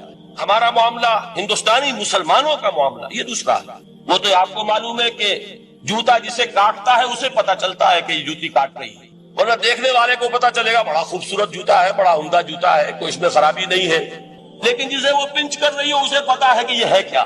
اس اعتبار سے ہمارا معاملہ علیحدہ ہے، لیکن دنیا کو بہت خوبصورت اور بہت ہی اعلیٰ اور بہت ہی اونچی شخصیت ایک نظر آتی ہے. بہرحال ایک پہلو سے یقیناً ماننا پڑے گا اس کی عظمت کو کہ ہندو قوم کے لیے اور ہندوستان کے لیے اس کی آزادی کے لیے جو عظیم جدوجہد کی ہے اس میں کوئی شک نہیں. میں اس وقت جو بات عرض کرنا چاہتا ہوں کہ 1937 کا تصور کیجیے. 1937 میں آپ کو معلوم ہے 1935 میں قانون بنا تھا اور پہلی مرتبہ الیکشنز ہوئے تھے بر صغیر میں 1937، اور وہ ہوئے تھے صوبائی الیکشنز. ان کے نتیجے میں وزارتیں قائم ہوئی. مسلم لیگ نے بائیکاٹ کیا تھا الیکشن کو، لہذا پورے ہندوستان میں تمام صوبوں میں کانگریس کی وزراء کی وزارتیں بنی. ہریجن اخبار میں ایک مقالہ لکھا تھا گاندھی جی نے اس وقت، جس میں کہ ان کانگریسی وزراء کے سامنے نصیحت کے انداز میں یہ بات رکھی تھی کہ آج جب کہ آپ لوگوں کو اختیار مل رہا ہے اور حکومت، یہ پہلی انسٹالمنٹ تھی جو انگریزوں نے دی تھی ہمیں، سیلف رول یا ہوم رول کی پہلی انسٹالمنٹ تھی، تو جو بھی تمہیں اختیارات مل رہے ہیں اس میں میں تمہارے سامنے حضرت ابو بکر اور حضرت عمر کی مثال دیتا ہوں. یہ ہے وہ بات کہ جادو وہ جو سر چڑھ کر بولے.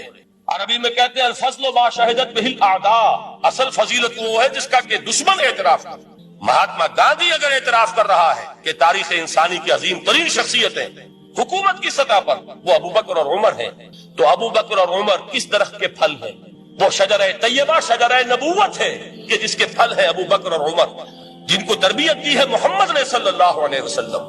تو معلوم ہوا کہ یہ چیزیں وہ ہیں کہ جس کا لوہا آج دنیا مان رہی ہے.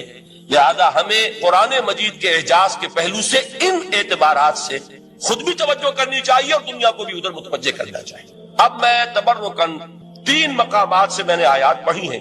قرآن مجید کی عظمت کا وہ ادراک اور شعور جو ہمیں ہو سکتا ہے، ہم وہ کہ جو قرآن کو مانتے ہیں اللہ کا کلام، ہم اس بنیاد پر سمجھے کہ اللہ نے اپنے کلام کی کیا مدح کی ہے. اور نمبر 2 یہ فارسی کا ایک مصرع ہے کہ قدر گوہر شاہ دانت یا بدانت گوہری، ہیرے جواہرات کی قدر و قیمت یا بادشاہوں کو معلوم ہوتی ہے جو ان میں کھیلتے ہیں، اور یا یہ کہ جوہری کو جو ان کا کاروبار کرتا ہے، جانتا ہے، پہچان ہے، پرکھتا ہے.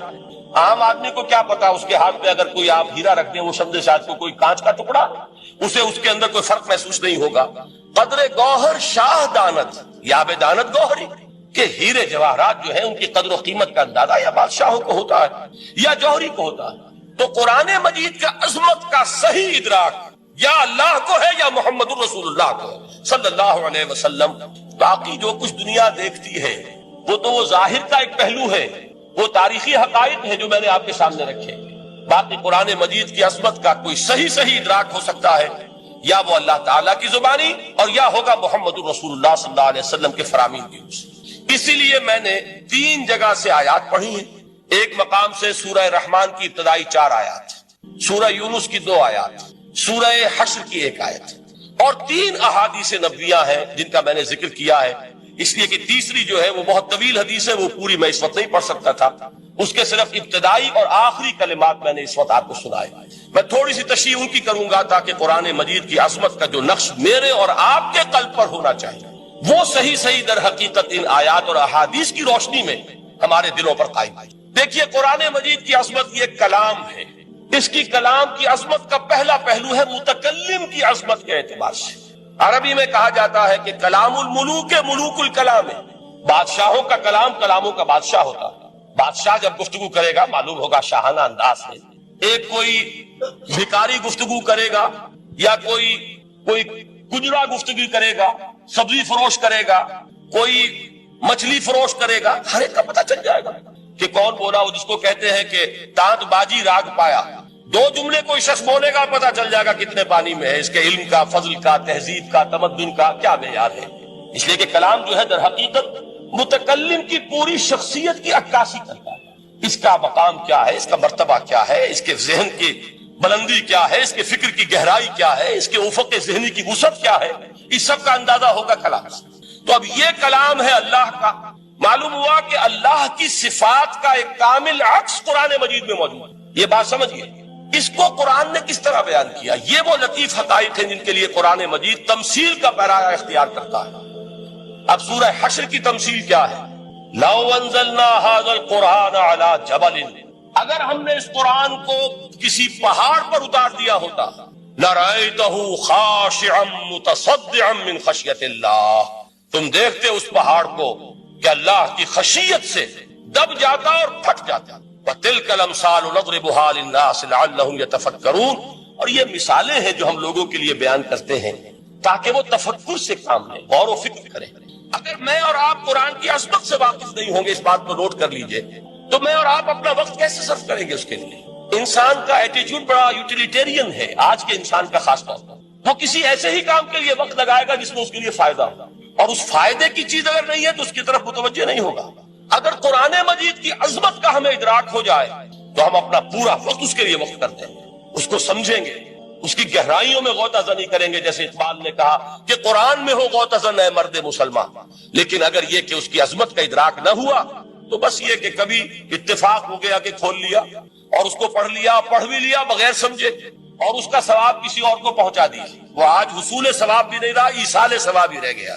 ورنہ یہ کہ بہرحال علامہ اقبال نے جو اس پر پھپتی چست کی ہے کہ بآیا تشترا کارے جزی نیست کہ از یاسی نے وہ آسا بمیری، اس قرآن کی عظیم آیات سے اے مسلمان آج تیرا سروکار صرف اتنا رہ گیا ہے کہ کوئی شخص مر رہا ہو، عالم نزا میں ہو، تو اس کو یاسین سنا کر اس کی جان جلدی سے نکال دو، آسانی سے نکل جائے، بس یہ سروکار رہ گیا۔ میں یہ نہیں کہتا کہ نہ پڑھی جائے، حضور نے فرمایا پڑھنی چاہیے، لیکن صرف یہ نہیں ہے اس کا مصرف، یہ تو انسانی زندگی کی رہنما کتاب بن کر نازل ہوئی ہے، اس کے اوپر اس اعتبار سے توجہ تم نہیں کر رہے ہو، بلکہ تمہاری اس کے ساتھ جو ہے دلچسپی صرف اتنی رہ گئی۔ تو پہلی بات یہ کہ یہ سمجھیے کہ قرآن نے یہ تمثیل اختیار کی اپنے عظمت کے بیان کے لیے۔ اگر ہم نے اس قرآن کو پہاڑ پر اتار دیا ہوتا تو تم دیکھتے کہ وہ پھٹ جاتا اور دب جاتا۔ اب اس کو سمجھیے، القرآن یفسر بعضہ بعضا، قرآن کا ایک حصہ دوسرے حصے کی تفسیر کرتا ہے۔ سورہ اعراف میں واقع آیا ہے کہ حضرت موسیٰ علیہ السلام کا آپ کو معلوم ہے کہ کوہ طور پر اللہ تعالیٰ سے ہم کلامی کا شرف حاصل کرتے تھے، گفتگو ہو رہی ہے لیکن اللہ نظر نہیں آ رہا۔ اب اس کو اپنے اوپر طاری کیجئے کہ صاف سامنے آتے بھی نہیں، صاف چھپتے بھی نہیں۔ یہ جو صورتحال تھی کہ اگر کسی کی آپ آواز سن رہے ہیں، کلام سن رہے ہیں، سامنے نہیں آ رہا، تو آپ کے دل میں خواہش پیدا ہوگی کہ ذرا سا یہ پردہ بھی اٹھا دیا جائے، مجھے دیدار بھی حاصل ہو جائے۔ لہذا سورہ اعراف میں ہے جب کئی بار یہ شرف ہم کلامی حاصل ہوا اللہ سے، تو حضرت موسیٰ علیہ السلام نے بڑی ہمت سے کام لیا، بڑی جرت کی درخواست کر دی، رب ارینی انظر الیک، یہ جو پردہ بیچ میں حائل کیا ہوا ہے پروردگار، تو میرا شوق دیکھ، میرا اشتیاق دیکھ، تو مجھے ذرا دیدار بھی عطا ہو جائے۔ اس پر کیا بات کہی گئی؟ لن ترانی، موسیٰ تم مجھے ہرگز نہیں دیکھ سکتے، تم اس جسد ظاہری کے ساتھ، اس جسد مادی کے ساتھ، ان عنصری آنکھوں سے میرا دیدار نہیں کر سکتے۔ ولیکن انظر الجبل، دیکھو ہم تمہیں ایک مثال دیے دیتے، ذرا اس پہاڑ کی طرف دیکھو، ہم اپنی ایک تجلی اس پر ڈالیں گے۔ فَإِنِ اسْتَقَرَّ مَكَانَهُ فَسَوْفَ تَرَانِي، اگر وہ پہاڑ ہماری تجلی کو جھیل جائے، تحمل کر لے، تو تم بھی سوچنا کہ شاید ہمیں دیکھ سکو۔ اس کے بعد ہوا کیا؟ فَلَمَّا تَجَلَّى رَبُّهُ لِلْجَبَلِ جَعَلَهُ دَكًّا وَخَرَّ مُوسَىٰ صَعِقًا، جب اللہ تعالیٰ نے پہاڑ پر اپنی ایک تجلی ڈالی تو وہ پہاڑ جو ہے پھٹ گیا، اور موسیٰ، اب دیکھیے براہ راست تجلی موسیٰ پر نہیں ہے، یہ انڈائریکٹ مشاہدہ ہے تجلی ربانی کا کہ جو پہاڑ پر ہوئی ہے، اور پہاڑ کی جو کیفیت ہوئی ہے اس کے مشاہدے سے حضرت موسیٰ بے ہوش ہو کر گیا۔ فَصَعِقَ مُوسَىٰ خَرَّ مُوسَىٰ صَعِقًا، یہ ہے وہ مثال جو یہاں دی ہے قرآن کے لیے۔ لَوْ أَنزَلْنَا هَذَا الْقُرْآنَ عَلَىٰ جَبَلٍ لَرَأَيْتَهُ خَاشِعًا مُتَصَدِّعًا مِنْ خَشْيَةِ اللَّهِ، نتیجہ کیا نکلا؟ انفر کیجئے، استدلال، استنتاج، نتیجہ یہ نکلا کہ جو تاثیر تجلی ذات ربانی کی ہے وہی تاثیر کلام ربانی کی ہے۔ صرف یہ ہے کہ ہمیں اس کا شعور نہیں، ہمیں اس کا ادراک نہیں. یہ بالکل ذات کی تجلی کی جو تاثیر تھی وہی قرآن خود بیان کر رہا ہے کہ اس کلام ربانی.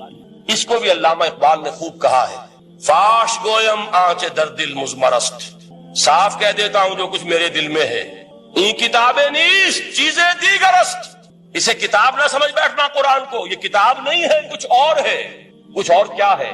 مثل حق پنہاؤ ہم پیداستو، زندہ پائندہ گویاستو. یہ تو جیسے اللہ تعالیٰ کی ذات ہے، مثل حق، ذات حق سبحانہ و تعالیٰ کی طرح یہ زندہ ہے، پائندہ ہے. مثل حق پائندہ گویاستو، یہ جو ہے زندہ ہے، یہ متکلم ہے، کلام نہیں ہے. کل صفات ربانیہ جو ہے ظاہر اور باطن، مثل حق پنہا، ظاہر و پنہا، اور حی و قیوم جیسے اللہ کی ذات ہے، وہی صفات اس کلام کی ہے. اور اس کے بعد وہ شعر آیا تھا جو میں پہلے سنا چکا ہوں، چوں بجاں در رفت جاں دیگر شود. جب یہ قرآن کسی انسان کے اندر سرایت کر جاتا ہے، اس کے دل پر نازل ہوتا ہے. دیکھیے یہ الفاظ آپ کو کہیں اور نہیں ملیں گے. میرے نزدیک جہاں علامہ اقبال اس دور میں قرآن کی عظمت کا سب سے بڑا ثبوت ہے، وہاں عظمت قرآنی کے سب سے زیادہ واقف اور اس کا سب سے زیادہ شعور رکھنے والے بھی علامہ اقبال. یہ الفاظ آپ کو کہیں نہیں مل سکیں گے کہ مثل حق پنہاؤ ہم پیداستو، زندہ و پائندہ و گویاستو، چوں بجاں در رفت جہاں دیگر شود، جہاں چو دیگر شد جہاں دیگر شود. جب یہ انسانوں کے اندر سرایت کر جاتا ہے، ان کے اندر ایک انقلاب آ جاتا ہے، اور یہ اندر کا انقلاب ہے جو ایک عالمی انقلاب کا پیش خیمہ بنتا ہے. آپ آرڈیننس کے ذریعے سے نمازیں پڑھوائیں گے تو پھر نماز وہی پڑھی جائے گی جو آفس ٹائم میں آئے گی، باقی اور کیوں پڑھیں گے؟ وہ تو آرڈیننس کے ذریعے سے پڑھائی جا رہی ہے. اس کا حشر تو وہ ہوگا جو ہمارے ہاں دیکھا جا چکا ہے. اور اس وقت بھی اس زمانے میں نے یہ سنا ایک جگہ کہ کلاس 4 امپلائیز جو ہیں، وہ شروع میں جب آرڈیننس نافذ ہوا تھا ہمارے ہاں تو دفتروں میں بڑا اہتمام ہوا، آفیسرز نے خاص طور پر بڑے اہتمام سے ظہر کی نماز پڑھنی شروع کی. لیکن مجھے بتایا گیا کہ کلاس 4 امپلائیز جو ہیں ہمارے، یہ ڈرائیورز ہیں، پی-انز ہیں، یہ کھڑے ہنستے رہتے ہیں، شریک نہیں ہوتے.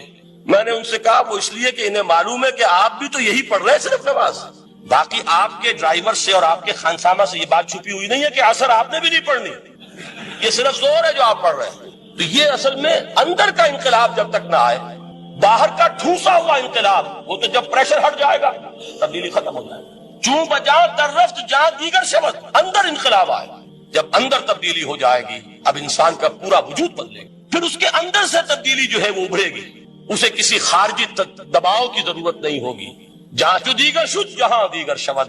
اور جب انسانی شخصیتوں کے اندر یہ انقلاب اندر سے آتا ہے تو پھر وہ عالمی انقلاب بنتا ہے. جیسے کہ محمد رسول اللہ کا انقلاب. واقعہ یہ ہے کہ اگر جوش کانسپیریسی، عبداللہ ابن سبا کی سازش اگر کامیاب نہ ہو گئی ہوتی اور مسلمانوں کے اندر آپس کا اختلاف اور سرپٹول نہ ہو جاتا، جو حضرت عثمان کی شہادت، پھر حضرت علی کی شہادت رضی اللہ تعالی عنہما، اور حضرت علی کی دوران خلافت یہ آپس کے جو جنگیں ہوئی، جنگ جمل، جنگ صفین، جنگ نہروان، اگر یہ نہ ہوئی ہوتی تو جس سپیڈ کے ساتھ اور رفتار کے ساتھ انقلاب محمدی کی توسیع ہو رہی تھی علی صاحب الصلاۃ والسلام، کوئی طاقت دنیا میں نہیں تھی. اقبال نے اس کا بھی نقشہ کھینچا ہے کہ تھمتا نہ تھا کسی سے سیل رواں ہمارا. وہ سیل رواں تھا، کوئی روکنے والا نہیں. انٹرنل سیبوٹاج وہ ہے کہ جس نے اس انقلاب کا راستہ روکا. تو واقعہ یہ ہے کہ وہ اندرونی انقلاب حضور نے برپا کیا قرآن کے ذریعے صحابہ میں. اندر سے جو انقلاب تھا اس نے عرب میں ایک انقلاب کی شکل اختیار کی، اور یہ انقلاب جو ہے اتنی اپنے اندر قوت رکھتا تھا، اتنی پوٹینشیلٹی تھی اس کی کہ وہ 20 برس کے اندر کہاں آکسس دریائے جیہوں، کہاں اٹلانٹک. تصور تو کی تاریخ میں اس سے پہلے اتنی بڑی کوئی مملکت قائم ہوئی نہیں. کہاں یمن اور کہاں ایشیائے کوچک، ایشیا مائنر ٹرکی، یہاں سے وہاں اور وہاں سے یہاں، اتنی عظیم مملکت حضرت عثمان رضی اللہ تعالیٰ عنہ کے خلافت میں ہو چکی تھی. یہ بات اگر یہ چلتا معاملہ آگے تو کوئی قوت اب نہیں رہی تھی. سلطنت روما ختم ہو چکی، سلطنت کسرا ختم ہو چکی تھی، بخشتے اڑ گئے تھے. اب کون سی طاقت رہ گئی تھی جو سیلاب کا راستہ روکتی؟ یہ وہ یہودی سازش ہے جس نے اندر سے سیبوٹاج کیا. بہرحال یہ ہے انقلاب محمدی کا طریقہ، اندر سے تبدیلی.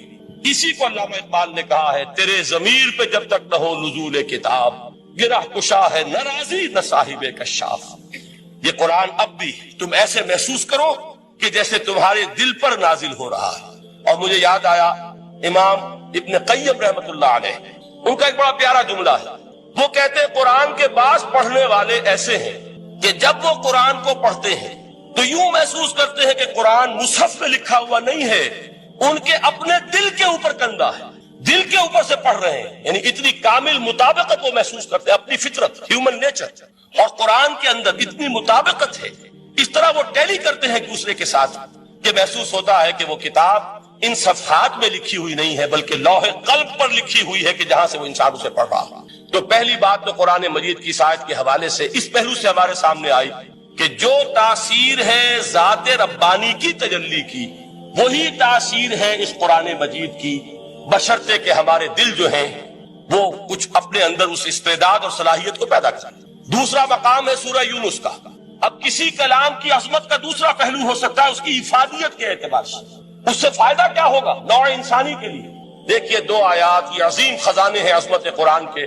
سورہ یونس میں یا ایھا الناس، اے لوگو، قد جاءتکم موعظۃ من ربکم وشفاء لما فی الصدور وہدی ورحمۃ للمؤمنین۔ چار الفاظ نوٹ کر لیجیے۔ اے لوگو، آ گئی ہے تمہارے پاس وہ چیز تمہارے رب کی طرف سے جو موعظہ ہے۔ موعظہ کسے کہتے ہیں؟ نصیحت۔ اس بات کو ذرا سمجھ لیجیے ترتیب کیا ہے۔ نصیحت اسے کہتے ہیں، جی رہا نہیں جا رہا، میں نے اس کی ترتیب بدلی ہوئی ہے۔ مجھے یاد دلایا ایک صاحب نے کہ سورہ رحمان کی ابتدائی آیات کا بیان تو رہ گیا، وہ رہا نہیں، میں نے پڑھا کسی اور ترتیب سے تھا، بیان کسی اور ترتیب سے کر رہا ہوں۔ پڑھنے میں 4، 2 اور 1، اور اب جو میں بیان کر رہا ہوں پہلے ایک آیت سورہ حشر کی جو بیان کی، اب 2 آیات ہیں سورہ یونس کی۔ لوگوں، تمہارے پاس آ گئی ہے تمہارے رب کی طرف سے موعظت، اور تمہارے سینوں کے اندر جو روگ ہیں ان کے لیے علاج۔ توجہ کیجئے گا، ہم نے قرآن کو کیا سمجھا ہے؟ صرف ایک مقدس کتاب، ایک حصول ثواب یا ایصال ثواب کا آلہ۔ قرآن ہے کیا؟ نمبر 1 موعظہ۔ موعظہ کسے کہتے ہیں؟ وعظ اسے کہتے ہیں وہ بات جس سے دل نرم ہو جائے، دل کے اندر گداز پیدا کرنے والی شے۔ وجہ کیا ہے؟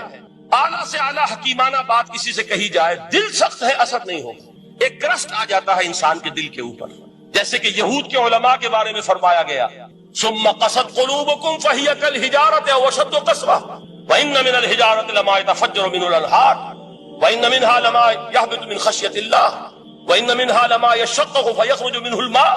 اے لوگوں، پھر تمہارے دل سخت ہوتے چلے گئے، پھر وہ پتھروں کے مانند سخت ہو گئے، بلکہ ان سے بھی زیادہ سخت، اس لیے کہ پتھروں میں تو وہ بھی ہوتے ہیں کہ جو اللہ کے خوف سے گر جاتے ہیں، پتھروں میں وہ بھی ہوتے ہیں کہ جو اللہ کی خشیت سے پھٹ جاتے ہیں، ان میں سے پانی بہ نکلتا ہے۔ پتھر تو اس طرح کے ہیں، لیکن انسان کا دل جب سخت ہو جائے، جب پتھر بن جائے، تو کوئی شے دنیا کی اس کی سختی کا مقابلہ نہیں کر سکتی۔ پہلے اس سختی کو نرم کریں گے، جیسے زمین ہے چٹیل زمین، اس زمین کے اندر ہل چلے گا تو بارش جو ہے فائدہ دے گی، اس کو آپ زمین کو نرم کرتے ہیں تاکہ وہ بارش کو جذب کرے، ورنہ چٹیل زمین ہے سخت، وہ پانی بہ جائے گا اور وہ زمین کے اندر جذب نہیں ہوگا۔ تو پہلا لفظ استعمال کیا موعظہ۔ یہ قرآن واعظ ہے، نصیحت ہے، دلوں کو نرم کرتا ہے، دلوں پر جو کرفٹ آ گیا ہے سخت اسے توڑتا ہے، اس میں ہل چلاتا ہے۔ پھر کیا کرتا ہے؟ پھر جب یہ جذب ہوتا ہے، شفاء لما فی الصدور، جو سینے کے روگ ہیں ان کے لیے شفا۔ اب آپ غور کیجئے گا، علامہ اقبال نے انہی 2 اعتبارات سے مسلمانوں کا مرثیہ کہا ہے کہ مسلمانوں نے اس قرآن کو نہ موعظہ کے لیے استعمال کیا اور نہ تزکیہ نفس کے لیے استعمال کیا، بلکہ اس کو تو صرف بنا لیا ہے وہ جان آسانی سے نکالنے کا نسخہ یا ایصال ثواب کا آلہ۔ چنانچہ کہتے ہیں واعظ کے لیے واعظ دستاں زن و افسانہ بند۔ واعظ جو ہے ہمارے داستانے کہتے ہیں، افسانے کہتے ہیں، قصے کہتے ہیں، لطیفے کہتے ہیں۔ معنی او پست و حرف او بلند، اس کے بیان میں معنی تو ہوتے ہیں بہت ہی گھٹیا، نیچے کے پست، الفاظ کا شکو ہوتا ہے، الفاظ بہت اونچے ہوتے ہیں۔ از خطیب و دیلمی گفتار او با ضعیف و شاذ و مرسل کار او، سارا باز و نصیحت جو ہو رہا ہے وہ ضعیف حدیثوں کے ذریعے سے، ضعیف روایات بخاری کی ہو، مسلم کی ہو، ترمذی کی ہو، ابن ماجہ کی ہو۔ کہاں خطیب بغدادی اور دیلمی، وہ کتابیں کہ جن کی کوئی سند نہیں ہے، وہاں کی روایات کے ذریعے سے لوگوں کو تذکیر کرنے کی کوشش کر رہے ہیں۔ با ضعیف و شاذ و مرسل کار ہو، ضعیف روایات، شاذ روایات، مرسل روایات، جن کا سلسلہ روایت محمد الرسول اللہ تک متصل نہیں ہے، اس کے ذریعے سے کر رہے ہیں۔ حالانکہ موعظہ، سب سے بڑا موعظہ یہ قرآن تھا۔ قرآن کہتا ہے خود فذکر بالقرآن من یخاف وعید، اے محمد صلی اللہ علیہ وسلم آپ اس قرآن کے ذریعے نصیحت کی، یہ قرآن ہے جو دلوں کی سختی کو ختم کرے گا، گداز پیدا کرے گا۔ دوسری طرف علامہ اقبال کیا کہتے ہیں کہ جہاں تک ہمارے ہاں جو بھی تصوف کے معروف حلقے ہیں، صوفیاء حق کی بات نہیں کہہ رہا، وہاں قوالی ہو رہی ہوگی تو حال آ جائے گا۔ صوفی پشمینہ پوشے حال مست، از شراب نغمہ قوال مست۔ قوال سے جو کچھ مل رہا ہے، حال آ رہا ہے، مستی آ رہی ہے، کیف اور سرور حاصل ہو گیا ہے۔ صوفی پشمینہ پوشے حال مست، از شراب نغمہ قوال مست۔ لیکن یہ کہ اس کی محفل میں درنمی سازت بقرآن محفلش، اس کی محفل میں قرآن کا کہیں گزر نہیں ہے۔ جبکہ محمد الرسول اللہ صلی اللہ علیہ وسلم کی بھی ایک محفل ہوتی تھی، محفل سماع۔ وہ محفل سماع کیا تھی؟ حضور صحابہ سے فرمائش کر کر کے قرآن سنتے تھے۔ حضرت عبداللہ ابن مسعود رضی اللہ تعالیٰ عنہ کی روایت موجود ہے کہ مجھے ایک مرتبہ حکم دیا حضور نے کہ قرآن سناؤ۔ میں نے عرض کیا حضور آپ کو سناؤں؟ آپ پر تو نازل ہوا ہے۔ حضور نے فرمایا نہیں، مجھے کسی اور سے سن کر کچھ اور لطف حاصل ہوتا ہے۔ اب امتثال امر میں حضرت عبداللہ ابن مسعود رضی اللہ تعالیٰ عنہ نے سورہ نساء پڑھنی شروع کی۔ 41ویں آیت پر پہنچے، چشم تصور سے دیکھیے کہ حضور بھی تشریف فرما ہے، صحابہ کرام کی محفل ہے، اور صحابہ کیسے بیٹھا کرتے تھے ادب کے ساتھ۔ ایک روایت میں الفاظ آئے ایسے بیٹھتے تھے ساکت و صامت ہو کر، بالکل خاموش، سکون، ساکن اور ساکت اور صامت، کہ جیسے ان کے سروں پر پرندے بیٹھے ہیں کہ ذرا جنبش کریں گے تو پرندہ اڑ جائے گا، اس ادب کے ساتھ۔ تو وہ محفل جو ہے حضور صلی اللہ علیہ وسلم کی، اور ایک صحابی حضرت عبداللہ ابن مسعود گردن نیچی کیے ہوئے ہیں اور قرآن پڑھتے چلے جائیں۔ جب اس آیت پر پہنچے فَكَيْفَ إِذَا جِئْنَا مِن كُلِّ أُمَّةٍ بِشَهِيدٍ وَجِئْنَا بِكَ عَلَىٰ هَٰؤُلَاءِ شَهِيدًا، کیا ہوگا اس دن جس دن کہ ہم ہر امت پر ایک گواہ کھڑا کریں گے، اور اے نبی آپ کو گواہ بنا کر لائیں گے ان کے خلاف۔ آپ کو یہ ٹیسٹیفائی کرنا ہوگا کہ اللہ تیرا جو کلام میرے پاس آیا تھا میں نے پہنچا دیا تھا، اب ان کی ذمہ داری ہے، they are accountable, they are responsible۔ اس پر حضور نے فوراً فرمایا حسبک حسبک، بس کرو بس کرو۔ اور حضرت عبداللہ ابن مسعود فرماتے ہیں کہ میں نے جب نگاہ اٹھا کر دیکھا حضور کے آنکھوں سے آنسو روا تھے۔ یہ ہے سماع، یہ محفل سماع ہے، کاش کہ اللہ تعالی ہمیں اس کی توفیق عطا فرمائے۔ یہ ہے مسنون محفل سماع، اس قرآن کے اندر وہ گداز ہے۔ آیا کہ نہیں 7ویں پارے کی بالکل آغاز میں وَإِذَا سَمِعُوا مَا أُنزِلَ إِلَى الرَّسُولِ تَرَىٰ أَعْيُنَهُمْ تَفِيضُ مِنَ الدَّمْعِ مِمَّا عَرَفُوا مِنَ الْحَقِّ يَقُولُونَ رَبَّنَا آمَنَّا فَاكْتُبْنَا مَعَ الشَّاهِدِينَ۔ تو یہ ہے دوسری چیز کہ در حقیقت تزکیہ نفس کا ذریعہ یہ قرآن ہے۔ سینوں میں جو روگ ہیں، حب دنیا، حب مال، حب شہرت، حب اقتدار، جس کو کہ ایڈلر کہتا ہے دی ارج ٹو ڈومینیٹ، میرا غلبہ ہو، میرا تسلط ہو، میں نمایاں ہو جاؤں، میری حکومت بن جائے، اختیار میرے ہاتھ میں آ جائے، دی ارج ٹو ڈومینیٹ، یہ ساری ارجز ہیں ہماری در حقیقت جس سے فساد رونما ہے۔ یہ حب مال ہے جس کی وجہ سے ہمارے اندر تنافس ہے۔ الہاکم التکاثر حتی زرتم المقابر، یہ کثرت اور بہتات کی طلب تمہیں غافل کیے رکھتی ہے یہاں تک کہ قبروں تک جا پہنچتے ہیں۔ آنکھ انسان کی کھل نہیں پاتی۔ جس کے پاس 10 نسلوں کے لیے کھانے کو موجود ہے، اس کی بھی حرص جو ہے اور مزید کا لالچ جو ہے وہ ختم نہیں ہوئی۔ یہ چیزیں ہیں اصل روگ، ان دلوں کے روگوں کا اور سینوں کے اندر کے ان امراض کا علاج قرآن۔ یا ایھا الناس قد جاءتکم موعظۃ من ربکم وشفاء لما فی الصدور۔ اب جب یہ دو چیزیں ہو جائیں گی، اب تیسرا لفظ ہے ہدن۔ ہدایت بیکار ہے جب تک دل میں گداز نہ ہو، ہدایت بیکار ہے جب تک کہ نیت درست نہ ہو۔ کوئی شخص بڑا عالم ہے لیکن اپنے علم کو اس نے ذریعہ بنایا ہے دنیا کمانے کا، تو در حقیقت یہ قرآن اس کے حق میں ہدایت نہیں ہے، اس کے حق میں عذاب خدا بندی کا ذریعہ بن رہا۔ حضور نے خود فرمایا القرآن حجت لک او علیک، یہ قرآن یا تمہارے حق میں حجت ہے یا تمہارے خلاف حجت بنے گا قرآن کے قیامت کے دن۔ اس لیے کہ ایک شخص اس کو دنیا کمانے کا ذریعہ بنا رہا ہے، ایک شخص اس کو شہرت کے حصول کا ذریعہ بنا رہا ہے، ایک شخص علم کو ذریعہ بنا رہا ہے دنیا میں نمایاں ہونے کا، اپنی تعریف کا۔ حضور نے فرمایا کہ قیامت کے دن سب سے پہلے 3 افراد کا معاملہ پیش ہوگا عدالت خدا بندی میں۔ ایک وہ جو بڑا عالم سمجھا جاتا تھا، اس سے بڑا علم پھیلا۔ دوسرا وہ جو بہت صاحب ثروت تھا، اس نے بہت خیرات کے کاموں میں پیسہ لگایا۔ تیسرا وہ جو دنیا میں شہید سمجھا جاتا تھا کہ اللہ کی راہ میں جنگ کرتے ہوئے جان دیا۔ اللہ ان تینوں سے جو اس کو نعمتیں دی تھی ان کا ذکر کر کے پوچھے گا کہ میں نے تمہیں یہ دیا، تمہیں یہ دیا، تمہیں یہ دیا، تم کیا کر کے لائے؟ وہ شہید کہے گا کہ اللہ میں نے تیری راہ میں جنگ کی اور اپنی جان دے دی تاکہ تو راضی ہو جائے۔ اللہ فرمائے گا کذبتا، تو نے جھوٹ بولا، انک قد قاتلت لان یقال جریء، تو نے تو یہ جنگ اس لیے کی تھی کہ کہا جائے کہ بڑا جری ہے، بڑا بہادر ہے. یہ لوگوں سے بہادری کے تمغے لینا تمہارا مقصود تھا. وقد قیل، وہ کہا جا چکا ہے، اب یہاں تمہارے لیے کچھ نہیں. اور فرشتوں کو حکم ہوگا اور وہ اوندے منہ اس کو گھسیٹتے ہوئے جہنم میں جھونک. دنیا میں شہید سمجھا جا رہا ہے، آخرت میں جہنمی. یہی حال اس عالم کا ہوگا، یہی حال اس دولت مند کا ہوگا. تم نے یہ علم پھیلایا تھا کہ تمہارے علم کا چرچا ہو جائے، تمہاری شہرت ہو جائے، لوگ تمہاری دستبوسی کرنے لگے، لوگ تم سے جھک کر ملے. وہ دنیا میں ہو گیا، تمہارا مطلوب مل چکا، تمہارا مقصود حاصل ہو چکا، اب یہاں کچھ نہیں. تو جان لیجئے کہ جب تک دلوں کے روگ درست نہ ہو، علم بیکار ہے، ہدایت قطعاً غیر مفید ہے. پہلے دلوں کا کرشک اترے، اس کی سختی دور ہو، یہ ہے موعظہ. دلوں کے اندر سے حب جاہ، حب دنیا، حب مال نکلے، یہ ہے تزکیہ. شفاء لما فی الصدور، اب ہدایت خدا بندی. اب راستہ آپ دیکھیں گے اور اس راستے پر چلیں گے. یہ ہدایت جو ہے دنیا میں، یہی آخرت میں رحمت کی شکل میں ظاہر ہے. جنہوں نے اس قرآن کی ہدایت سے فائدہ اس دنیا میں اٹھایا، آخرت میں رحمت خدا بندی کی بدلیاں ان پر سائے کریں. ایک حدیث میں تو باقاعدہ الفاظ آئے ہیں کہ سورہ بقرہ اور سورہ آل عمران یہ دو بدلیوں کی صورت میں ظاہر ہوں گی میدان حشر میں، اور ان لوگوں پر سایہ کریں گی کہ جن کو ان سے بڑی محبت تھی. یہ چار الفاظ نوٹ کر لیجئے اسی ترتیب کے ساتھ. یا ایھا الناس قد جاءتکم موعظۃ من ربکم وشفاء لما فی الصدور وہدی ورحمۃ للمؤمنین قل بفضل اللہ وبرحمتہ. اے نبی کہہ دیجئے یہ اللہ کا بڑا فضل ہے، لوگوں سمجھو. اس کی بڑی رحمت کا ظہور ہوا ہے اس قرآن کی شکل میں. اس کی رحمت کا مظہر عدم قرآن ہے، اس کے فضل کا سب سے بڑا ثبوت قرآن ہے. فبذالک فلیفرحوا، اس پر انہیں خوشیاں منانی چاہیے. اترانا ہے تو اس پر اترائیں کہ اتنی بڑی دولت ہمارے پاس ہے، اتنا بڑا احسان ہے جو اللہ نے ہم پر کیا ہے. فبذالک فلیفرحوا هو خیر مما یجمعون. جو چیزیں یہ جمع کرنے کی فکر کر رہے ہیں